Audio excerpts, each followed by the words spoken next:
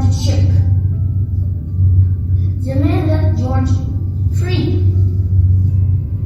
The man told George to behave and not get into any troubles.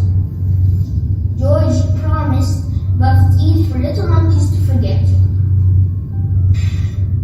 George saw some seagulls. He wondered how they can fly. He had to try. He tried, however, he was struggling in the water. Sailors looked and looked until they found him struggling in the water. They threw him a lifeboat.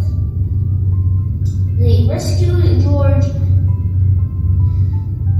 After a satisfying meal, George went to sleep. The next day, the man started ringing on the telephone, telling the zoo about their plans.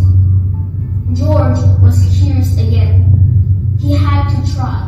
After the man left, George took the phone and started pressing buttons. George ran